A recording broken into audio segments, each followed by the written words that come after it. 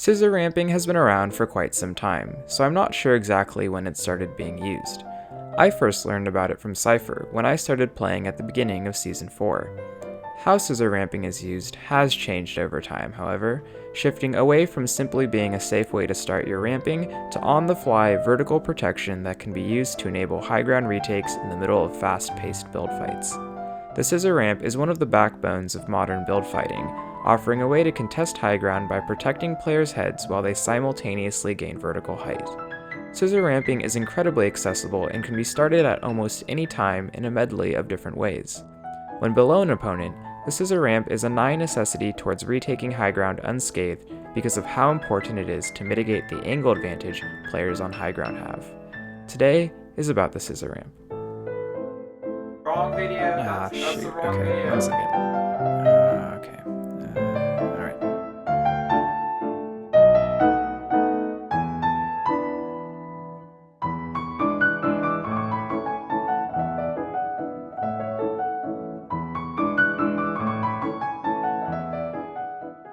If you enjoyed this video, feel free to subscribe to my channel and help support my content.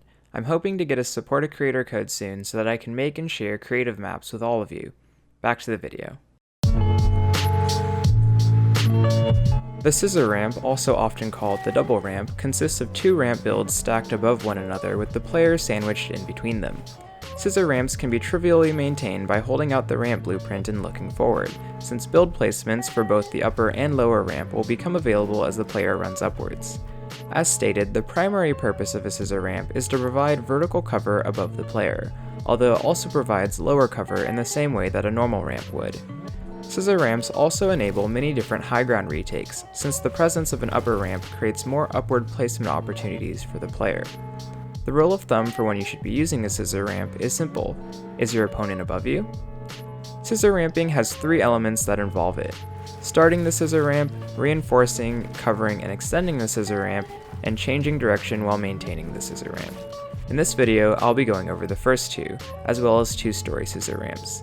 In my next video, I'll be going over the scissor ramp direction changes, which are a common form of high ground retake. Anyways, let's get started with starting.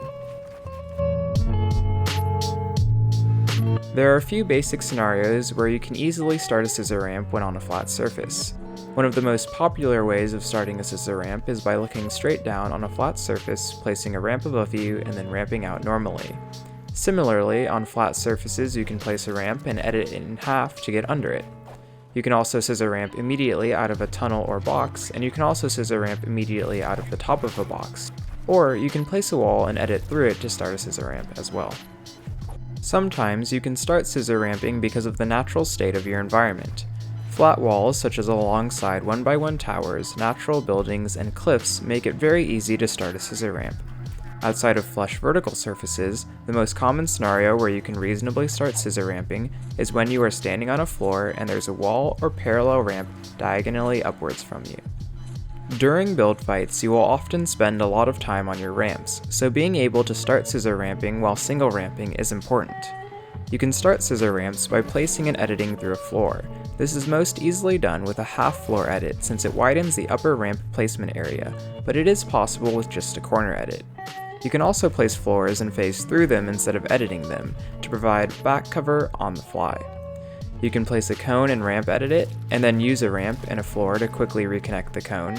You must place the ramp and then the floor, as the floor will not connect to the cone when it becomes briefly unattached. You can place both a cone and a floor and edit through them to provide a little bit of extra reinforcement. You must ramp edit the cone and either half or corner edit the floor. You can place both a cone and a floor and edit them to the side instead, and then place another cone or floor above the ramped cone to continue the scissor ramp. You can place two walls to your side to create cover in addition to starting a scissor ramp. If you top the walls off with a cone, you've created a side Thwifo cone, congratulations. If you're blocked by a floor or a cone, or self-block yourself with a floor or a cone, you can turn around quickly to start a scissor ramp in the opposite direction. You can also edit through or phase through a wall while ramping to start a scissor ramp. Should you? Probably not, but I came up with it and I think it looks pretty funny, so I wanted to share. Actually, I have one other wall start. You can also retroactively whip around and place a wall too. We've lost visual, Commander.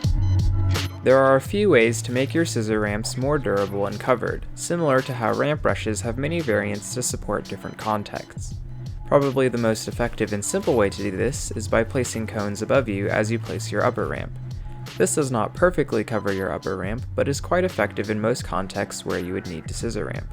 This also has the added bonus of blocking opponents who may be following you on your upper ramp, and it also makes it harder for opponents to ramp one story above you.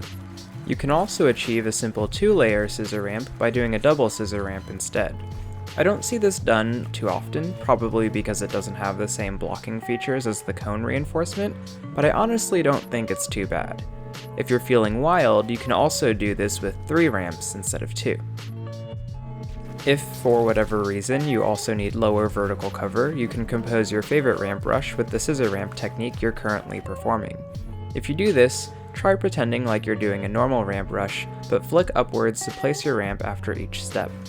You can place walls on either side or both of your sides while scissor ramping, although this can be quite material expensive. Like tunneling, you should not turbo build in between placing each side to avoid blocking yourself off.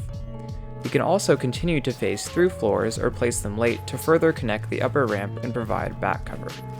There is mainly one extension off of scissor ramps that you can do, although it has several variations, and that's the Thwifo Cone. Ghost Thwifo himself has a brief tutorial on Thwifo Cones that you should check out. The standard Thwifo Cone consists of placing a wall and a cone above you instead of an upper ramp. This lets you block opponents both directly and one story above you. Furthermore, it prevents an opponent from floor blocking you if they're directly above you. You can compose a Thwifo Cone with the standard upper ramp to achieve a 2-layer scissor ramp as well, although the placement window for the upper ramp can be tight. There are many more ways to use Thwifo Cones, but I'll go over those in a later video regarding blocking techniques specifically.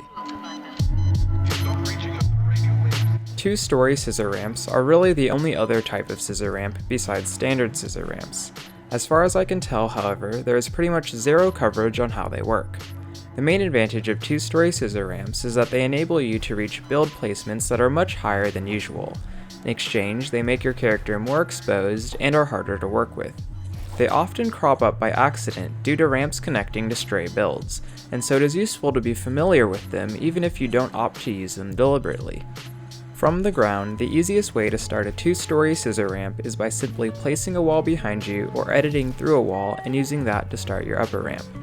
2-story scissor ramps can also be started from a single ramp just like standard scissor ramps. You can jump and place 3 walls to your side and then quickly place the upper ramp. You can turn around near the end of your ramp, jump, place 2 walls behind you, and then quickly place the upper ramp. You can edit through a floor, place a wall behind the floor, and then look up to place the upper ramp. This, in my opinion, is the easiest option and most consistent way to start from a single ramp. If you simply turn around on a single ramp, you can place an upper ramp that will turn into a 2-story scissor ramp. 2-story scissor ramps also can be started from standard scissor ramps. You can place a wall above your upper ramp to move it up 1 story. You can place a ramp and a cone to have a similar effect with an extended cone block baked in, or you can throw up an extra tall 2-story Thwifo Cone by jumping and then use that. 2-story scissor ramps can also be converted into standard scissor ramps. This is actually something that you might need to do occasionally, so it's useful to know your options. You can place a cone on the upper ramp to stall it for a tile and lower down 1 story. I recommend doing this when the upper ramp for that step has not yet been placed, because if you wait until after the upper ramp places, the angle frustratingly places a cone where your lower ramp is supposed to be immediately after placing the upper cone when you turbo build. An easier option is to place a floor instead, underneath the upper ramp. Just make sure to place it near the top of your ramp or while jumping. You can also use a wall placed in front of you in a similar fashion. You can place a wall and 2 cones akin to a Thwifo Cone to close the gap as well. You can also place a wall and then a downward ramp. And finally, you can half ramp edit your ramp, place a ramp in front of you, jump, and catch yourself with a ramp and a floor. I can't do this at full speed. I'm not even sure if it's possible at full speed, but maybe somebody who is much better at Fortnite than me can make use of this. Or, and maybe I should have led with this, you can ignore the upper ramp and start a scissor ramp normally, such as with the floor edit. As noted earlier, you can actually kind of Thwifo Cone while doing a 2-story scissor ramp. You can do a standard Thwifo cone similar to how you would normally, and you can even do a ramped Thwifo cone, although the timing is quite tight. You can also place cones above the upper ramp, although you'll need to jump to reach the placement. Furthermore, like with normal scissor ramps, you can double up and achieve a mighty large scissor ramp boy with a double 2-story scissor ramp.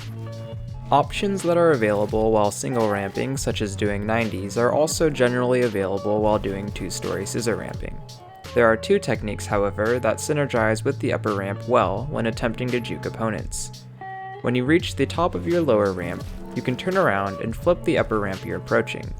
Once you flip the ramp, quickly place a wall and you'll be able to stop the ramp from breaking. Credit goes to Connor for this trick.